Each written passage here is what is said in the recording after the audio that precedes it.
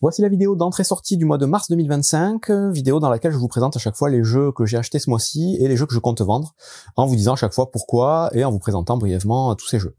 Donc on commence avec les jeux achetés en français.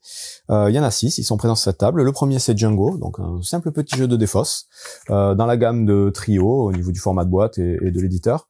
Plutôt sympathique, un petit jeu, j'ai déjà fait la vidéo règle sur la chaîne et il fera partie de mon top des meilleurs jeux de défausse, qui sera sur la chaîne aussi prochainement, ou qui est peut-être déjà au moment où vous regardez cette vidéo.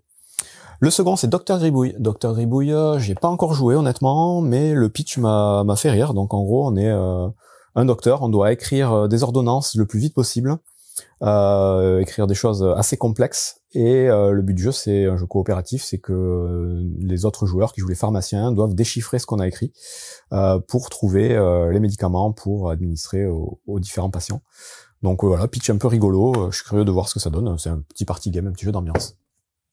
Ensuite, j'ai pris Chronologique Cusco 1450, donc dans la gamme des jeux chronologiques. Celui-là, j'ai récupéré au dernier festival de Cannes en avant-première. Il arrive très bientôt dans les boutiques. Et c'est exactement le même principe que Chronologique Paris 1920, pour ceux qui connaissent, un jeu de déduction assez efficace, avec une mécanique très simple à comprendre, mais un bon petit casse-tête à résoudre, avec à chaque fois donc 3 types d'enquêtes différents. Donc tout à fait sympa, un peu plus complexe que la première boîte. Pareil, j'ai fait la vidéo règle sur la chaîne.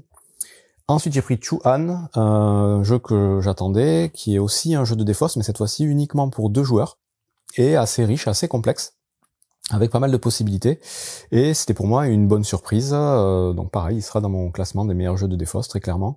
Le seul truc, c'est que donc la durée de partie, comme on me l'a fait souligner dans les commentaires, est pas du tout bonne sur la boîte. Ça dure un peu plus longtemps que 25 minutes, une vraie partie.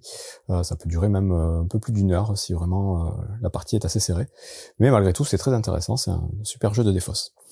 Ensuite, j'ai pris bien évidemment Zenith, le fameux jeu dont tout le monde parle. C'est le gros jeu, je pense, du mois de mars, sorti en France, donc un jeu de tir à la corde, d'affrontement pour 2 ou 4 joueurs. Là, pareil, j'ai déjà fait la vidéo règle. Tout à fait intéressant, un vrai bon jeu. Et le dernier, la plus grosse boîte, donc en français acheté ce mois-ci, c'est Hambourg. Donc Hambourg, c'est un jeu de Stefan Feld dans la fameuse City Collection, donc tous ces jeux qui sont réédités, qui coûtent un peu cher, mais qui sont tout à fait intéressants. Donc Hambourg, c'est la réédition de Bruges, un jeu que j'ai toujours voulu tester, que j'ai jamais eu l'occasion de tester. Donc voilà, j'ai pris la nouvelle version. Là, je sais qu'il y a une petite polémique sur les cartes, donc il y a beaucoup d'iconographie. Et à l'époque, il y avait des explications de ce que faisait chaque carte en plus de l'iconographie. Là, il n'y a plus les explications. Ça pose problème à pas mal de personnes. Pour le coup, moi, j'ai pas encore testé, mais voilà, je pense que ça devrait aller. Je testerai ça bientôt. Donc voilà pour les jeux achetés en français ce mois-ci. On va passer aux jeux achetés en VO. Voici donc les 8 jeux achetés en VO ce mois-ci. Donc les 2 premiers, ce sont des jeux coréens que j'ai trouvés au dernier festival du jeu de Cannes. Donc c'était plutôt fin février pour le coup. On va les compter en mars. Le premier c'est Big Shot, le deuxième c'est Orapamine. Big Shot en fait c'est une réédition d'un ancien jeu qui existait en français et qui a été du coup réédité, ce petit éditeur, donc Play2 ou Play-T, je sais pas comment on dit. Dans un format beaucoup plus compact, et c'est un simple jeu d'enchères et de majorité qui a l'air assez excellent dans son genre. Donc voilà, j'ai pris la boîte parce qu'elle était petite, prenait pas de place, et je voulais tester ce petit jeu. Et Orapamine, vous en avez peut-être entendu parler, c'est un petit jeu de déduction aussi, plutôt pour 2 joueurs, qui peut aussi se jouer en équipe, dans laquelle on va essayer de deviner la position de différentes structures, donc des gemmes dans une grotte pour le thème. Un principe un peu de toucher-couler avec des lasers qui vont changer de couleur et de direction, donc ça a l'air super original, j'ai pas encore testé, mais je ferai ça très bientôt. Donc ça, ce sont les 2 premiers, 2 petits jeux. Ensuite, j'ai enfin reçu donc Awkward Guest 2, qui est un jeu que j'attendais, qui fait partie de mes attentes de 2025. La suite du coup de Awkward Guest, qui est un jeu de déduction aussi, d'enquête, que j'avais beaucoup aimé. Le 2, c'est une version plutôt pour 2 joueurs, avec des mécanismes tout à fait différents. J'ai pas encore regardé en détail, mais je suis très curieux de le tester. Voilà, à partir de 12 ans, on est parti de 30 à 40 minutes. Donc très content d'avoir reçu celui-là. Ensuite, j'ai reçu Altaï, Dawn of the Civilization. C'est un jeu aussi que j'avais précommandé il y a un petit moment et qui est arrivé du coup maintenant, qui était présenté du coup au dernier salon des scènes, que certains ont déjà pu tester. C'est un petit jeu de deck building et de placement sur un plateau. Voilà, ça a l'air intéressant. J'ai eu des avis positifs, d'autres un peu moins, donc je vais me faire mon propre avis. Ça peut être, en tout cas, l'esthétique est très chouette. Ensuite, j'ai pu trouver Sunavalo aussi, que j'ai repéré aussi au dernier salon des scènes l'année dernière, qui est un jeu pour 2 joueurs exclusivement, à partir de 14 ans, des parties de 75 minutes. C'est un petit jeu de développement à base de cartes et de gestion. J'en sais pas beaucoup plus encore, mais ça avait l'air tout à fait intéressant. Le jeu là est en allemand, je crois, mais il y a aucun texte sur le matériel, donc ça devrait pas trop poser de soucis. Pareil, je teste ça bientôt, je vous dirai ce que j'en pense. Ensuite, j'ai pris Adulthood, surtout pour son thème et ses illustrations. Donc c'est un jeu qui m'a fait penser, même si je n'ai pas encore regardé les règles, à la quête du bonheur, par exemple, une espèce de jeu où on va essayer de simuler une vie un peu humoristique. Et voilà, je suis curieux de voir ce que ça va donner. Je sais pas du tout à quoi m'attendre, honnêtement. Si ça se trouve, c'est très nul.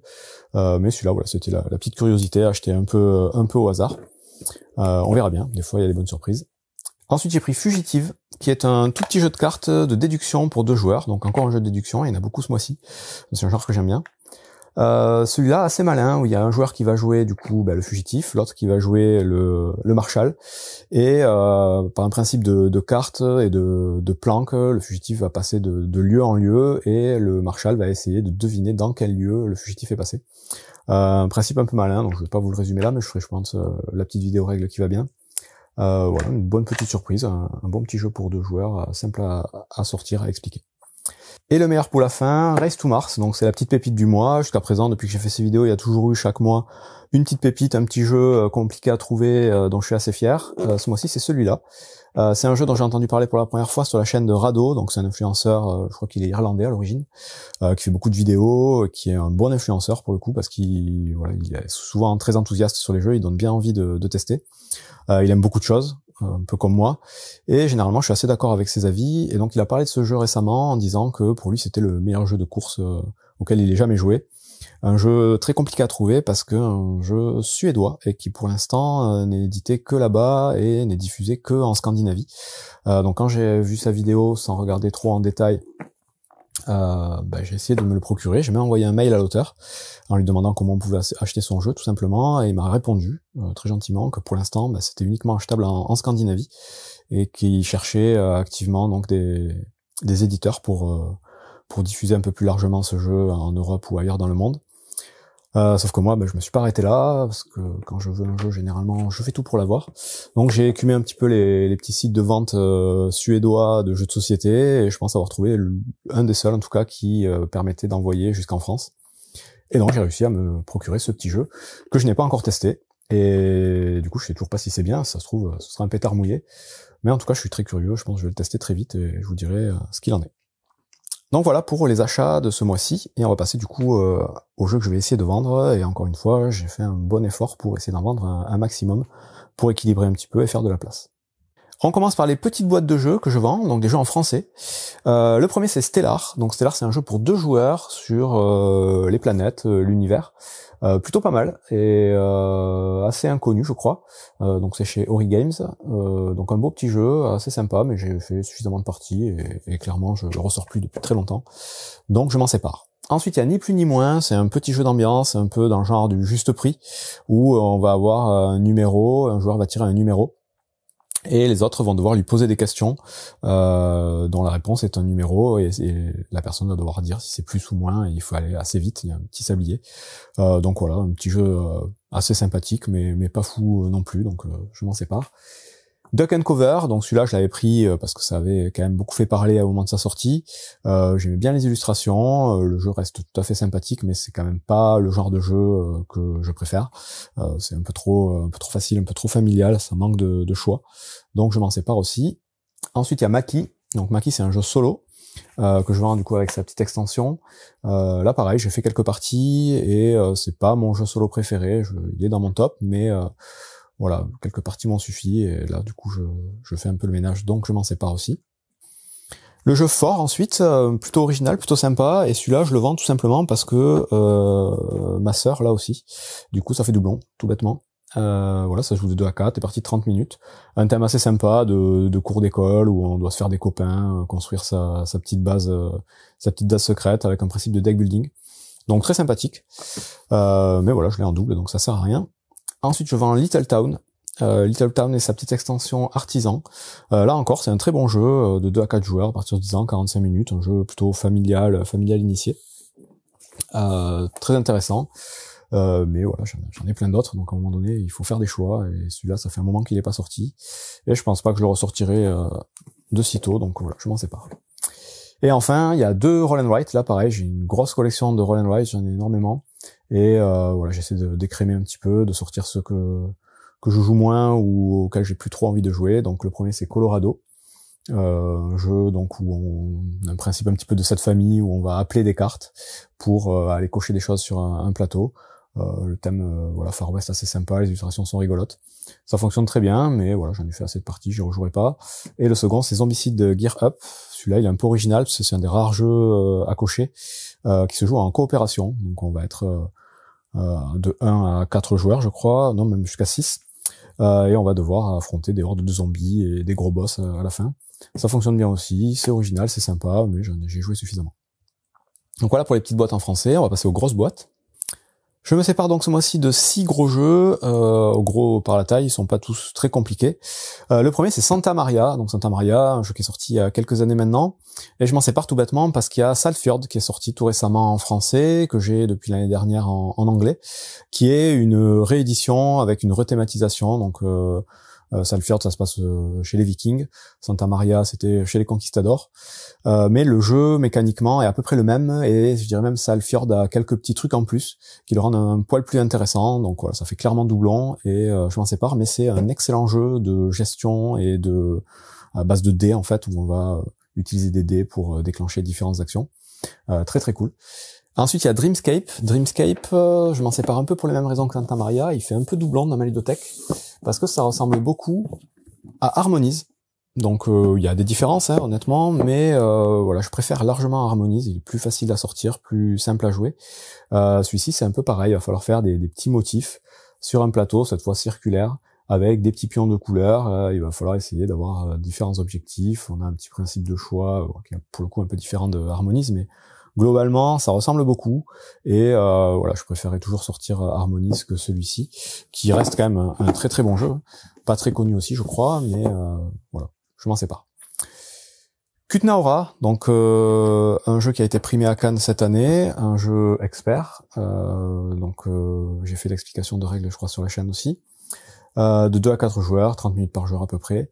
Moi c'est clairement pas mon jeu expert préféré, donc voilà, j'ai fait 2 parties je crois, et voilà, pas plus emballé que ça finalement. C'est sympa, c'est voilà, il y a tout ce qu'il faut, ouais. Je comprends que ça plaise à beaucoup de gens, mais moi j'ai vu la tonne de jeux que je possède, il y en a qui passent largement avant celui-là, donc voilà, je préfère m'en séparer. Mythic Battle, c'est un jeu qui date d'il y a un bon moment, un des premiers jeux que j'avais acheté, je crois, qui a été depuis réédité plusieurs fois avec des figurines, avec tout un tas de trucs. Ça c'est la version voilà de base d'origine, avec des cartes super jolies déjà à l'origine, un jeu plutôt d'affrontement pour 2 qui peut se jouer aussi à 4. Des parties assez courtes, voilà, des cartes assez jolies avec un principe de déploiement sur un plateau avec des cartes avec des points de vie. Donc assez original, assez sympa. Pareil, j'en ai fait le tour bien comme il faut, j'y rejouerai plus, donc je le vends. Et les 2 derniers, du coup, des jeux aussi assez récents, donc House of Fado qui est sorti tout récemment, que j'ai testé, dont j'ai fait la vidéo, et qui m'a pas emballé plus que ça. Donc voilà, c'est un jeu de Vital Lacerda, assez léger. Beaucoup disent que ça ressemble à The Gallerist, que j'ai pas encore testé, que je possède aussi, donc je me dis qu'il y a de fortes chances que je préfère quand même The Gallerist, qui est un peu plus costaud. Celui-là, voilà, il reste tout à fait sympathique, mais pas suffisamment pour que je le garde. Et le dernier, Inventeur du Tigre du Sud, pareil, acheté tout récemment, en janvier de cette année. J'ai fait ma première partie. Je reconnais tout à fait le génie de l'auteur et ses mécaniques imbriquées qui rendent le jeu super riche et super complexe. Mais pour moi, c'est beaucoup trop, en fait. C'est trop long, c'est un peu trop compliqué. Le rapport plaisir de jeu, complexité est pas bon pour moi. Donc voilà, pareil, hein, je sais qu'il plaît à beaucoup de gens. Beaucoup de gens trouvent ça génial. Moi, je trouve ça un peu too much. Je préfère les jeux avec de la profondeur, mais un peu plus simple à appréhender. Donc je m'en sépare aussi. Je sais pas si je ferai la vidéo. Je vais peut-être essayer de la faire, mais bon, ça va être un peu compliqué. Donc voilà pour les boîtes, les grosses boîtes en français. Et on va passer du coup aux jeux que je vends en VO. 6 jeux en VO que je mets en vente ce mois-ci. Le premier, c'est The Fog Escape from Paradise, donc la version de luxe. Un jeu pas très connu, qui n'existe qu'en anglais, qui est passé par du financement participatif, que j'ai depuis un petit moment, qui est assez original, surtout au niveau de son thème et de sa mécanique. C'est une sorte de jeu de déplacement et de placement, presque un jeu abstrait d'échecs, mais très thématisé, où on est sur une espèce d'île qui se fait attaquer par un mal obscur, on sait pas trop quoi, et il va falloir aider les villageois à s'échapper sur des embarcations, avec un principe, je vous dis, de déplacement de pions, et en faisant très interactif, du coup, avec les autres joueurs, on va essayer de se pousser, de se monter dessus, et donc c'est assez intéressant, assez original, mais voilà, j'ai fait une ou deux parties, je crois, et en fait, j'ai pas très envie d'y revenir, je sais pas trop pourquoi. Si je sais pourquoi, j'ai beaucoup d'autres jeux à tester. Donc voilà, celui-là je le mets en vente. Ensuite il y a Itchy Monkey, pareil, très peu connu, voire pas du tout. Là on est aussi dans un jeu un peu abstrait, où on va devoir déplacer des singes différents sur des petites lianes, et c'est un jeu de principe un peu de majorité, de déplacement, où il va falloir essayer, voilà, c'est des petites puces qui vont passer d'un singe à un autre, et il faut optimiser tout ça pour essayer de gagner la partie. Honnêtement, je me souviens plus exactement, j'ai joué il y a très longtemps, et c'est pour ça que je le vends, c'est que j'y rejouerai sans doute plus. Mais c'était pas mal, je me souviens que c'était assez intéressant dans son genre, un genre assez particulier.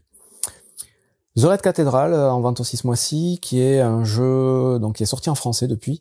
Là, c'est la version anglaise, où il n'y a pas de texte ou quasiment pas sur le matériel, donc c'est tout à fait jouable. C'est les mêmes créateurs, je crois, que Château Blanc, qui est sorti il y a pas longtemps, qui a pas mal buzzé. Et c'est super sympa, donc un bon petit jeu de gestion très intéressant, auquel je ne joue plus.